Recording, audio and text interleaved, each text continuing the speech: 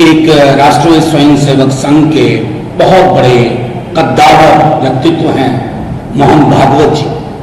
उन्होंने कहा कि संविधान की समीक्षा और उसमें आमूलचूल परिवर्तन की आवश्यकता है। यह है भारत का संविधान। ये कागज के पन्ने को नहीं जोड़ा गया है तो आप कहेंगे कि ये पन्ने हैं, ये जिंदा दस्तावेज है। आपके जिंदा होने की गारंटी है, मेरे जिंदा होने की गारंटी है, आपके हकूक की गारंटी है, मेरे हकूक की गारंटी है। दलित, पिछड़े, अकलियत और अक्सरियत सबके होने की गारंटी है। आप इसमें बदलाव, संशोधन तो बहुत हुआ। आप कहते हो कि यह संविधान ही बदलना है और आप खुद फेहरिस्त देख सकते हैं कि कौन कौन लोग ये बात कह रहे हैं। संविधान बदलने का आशय सिर्फ राष्ट्रीय जनता दल और महागठबंधन को परेशान नहीं करेगा। आखिर ये संविधान है क्या? ये आरक्षण की गारंटी है, शिक्षा की गारंटी है, रोजगार की गारंटी है। यह संविधान आपके मौलिक अधिकारों को संजो कर रखने के लिए प्रगति पथ पर सबको साथ लेके चलने की गारंटी है। अरे मोदी जी बड़ी बड़ी गारंटी दे रहे हैं, अपने लोगों को समझाइए कि यह संविधान जिसने इस देश को सांस लेने की जगह दी, उन तमाम घरों में जिसमें चिराग नहीं था, रोशनी नहीं थी, वहां तक रोशनी पहुंचाने का काम किया। आप उस संविधान को बदलने की बात कर रहे हो। क्यों? क्योंकि आपको वो व्यवस्था चाहिए।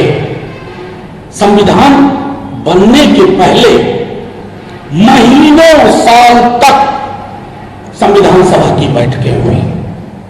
मैं दुख के साथ कह रहा हूं कि प्रधानमंत्री जी के अंदर इतनी संवेदना नहीं है, इतनी समझ नहीं है कि संविधान सभा की बैठकों का आकलन करें। किसने क्या कहा, किसकी क्या सोच थी। फिर अंबेडकर साहब ने 1949 में आखिरी बैठक में क्या कहा? उन्होंने कहा कि यह संविधान है, बड़ी अच्छी किताब है, आपके अधिकारों को महफूज रखने की बात है, लेकिन जिस व्यक्ति के हाथ में ये रहेगा, जिसका काम है संविधान को चलाना, क्रियान्वित करना, अगर वो व्यक्तियों का समूह और दल अच्छी नीयत का नहीं होगा तो ये संविधान बचाव नहीं कर पाएगा। आज हम उस परिस्थिति में पहुंच गए हैं जहां बेशर्मी से लोग कह रहे हैं, बेहयाई से लोग कह रहे हैं कि हम संविधान बदल के रख देंगे, हमें बहुमत इसलिए दो कि हम संविधान बदल के रख देंगे। ये शाश्वत है, इसमें संशोधन हो सकता है जरूरतों को के हिसाब से। इस किताब को कोई खारिज करने की कोशिश करे तो मैं आपके माध्यम से अपील करता हूं, सिर्फ हमारे सपोर्टर नहीं, देश के हर व्यक्ति, हर नागरिक, इस राज्य के हर व्यक्ति, हर नागरिक, हमारा वोटर ना भी हो, उससे अपील करता हूं, देख लो इनके मंसूबे क्या। ये 15 में जो बात उन्होंने कही 24 में दोहरा रहे हैं। ये आरक्षण खत्म करेंगे। अब देखिए, नेता प्रतिपक्ष ने हाथ जोड़ के कहा कि जो आरक्षण का दायरा बढ़ा यहां, उसको संविधान की 9वीं अनुसूची में शामिल करो। कोई एक शब्द बोला? प्रधानमंत्री जी बोले?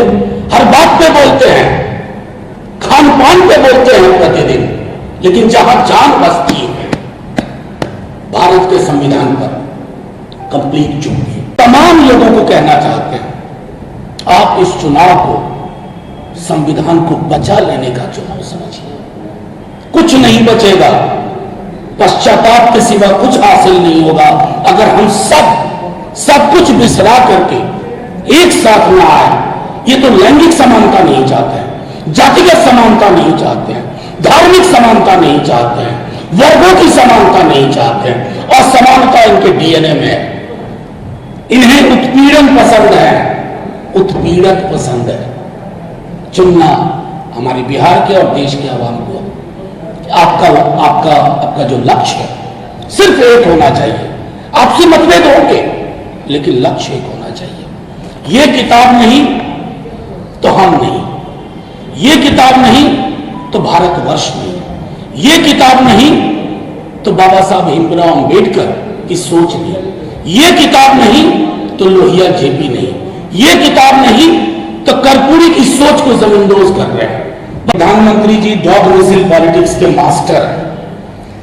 वो जो कहते हैं ना, वो एक डॉग विसिल में होता है कि आप अलग अलग तरह की विस्लिंग करते हैं, कब किस विसिल पे चढ़ जाना है। यही प्रधानमंत्री जी थे ना, 2014 में कह रहे थे कि 2 करोड़ नौकरी प्रतिवर्ष देंगे, उनके कहे पे यकीन किया लोगों ने, वोट दिया। वोट मंदिर मस्जिद गिरजा गुरुद्वारे की साइज पे नहीं दिया था, 2 करोड़ नौकरी प्रतिवर्ष पे दिया था। 2 बाहें 20। प्रधानमंत्री जी की बात का यकीन कौन करे। प्रधानमंत्री जी कृषि कानून में गवाह हूं, संसद में था, हमने हाथ जोड़ के कहा था प्रधानमंत्री जी इस बिल को ऐसे मत पास करिए, ये किसान विरोधी है, ये देश के संविधान के मर्म के खिलाफ है। अहंकार नहीं, बिल तो पास होगा, बिल वापस लेना पड़ा नहीं। सड़क की उभार ने उनके अहंकार को चकनाचूर करके रख दिया और फाइनली उनको विड्रॉ करना पड़ा। प्रधानमंत्री जी के पास में छोटा विकल्प है। प्रधानमंत्री जब किसी पे भ्रष्टाचार के आरोप लगा तो आप यकीन मानिए कि उसको वो इशारा कर रहे हैं, आ लग जा गले।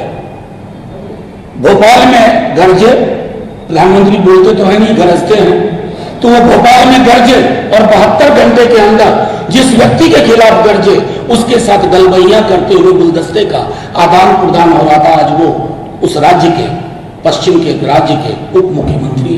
तो प्रधानमंत्री जी की बातों को जो एक उसमें जो गांभीर्य होना चाहिए, अब बिहार आए हैं, आप ही देखिए, नेता प्रतिपक्ष डेली नौकरी की बात कर रहे हैं, महिलाओं के आर्थिक सबलीकरण पे बात कर रहे हैं, अग्निवीर को पुरानी व्यवस्था पर लेने की बात कर रहे हैं, रेलवे की नौकरियों को 14 के पहले की व्यवस्था पर लेने की बात कर रहे हैं। प्रधानमंत्री जी एक शब्द मैं आपसे आग्रह करता हूं, ईमानदारी से बता दीजिए, जिस राज्य में नौकरी का मतलब तेजस्वी हो गया है, हमारे भाजपा के लोग भी ये कहते हैं, उस राज्य में प्रधानमंत्री जी नौकरी पे चुप रहते हैं।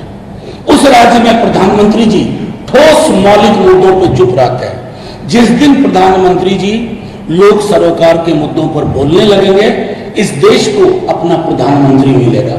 अभी तक हमें प्रचार मंत्री मिला है जो प्रधानमंत्री के पद की गरिमा से गैर वाकिफ। दुनिया में किसी भी देश में चुनाव इन मुद्दों पे नहीं होता है जिन मुद्दों पे लड़ने की कोशिश कर रहे हैं प्रधानमंत्री जी और उनके तमाम आनुषंगिक संगठन। हम ही एक पार्टी हैं जिसने कभी भी ब्लिंक नहीं किया। कितनी प्रताड़नाएं सही। हमारे राष्ट्रीय अध्यक्ष के सार्वजनिक जीवन का 1 से ज्यादा दशक लीन लिया गया, लेकिन पलके नहीं झपका। इसलिए ये टिप्पणियां मैं समझता हूं कि कोई कमरे में बैठ करके कपोल कथाएं लिख रहा हो, उनको मुबारक, अगर उसको 2, 4, 10, 50 व्यू मिलता है तो मैं क्या करूं।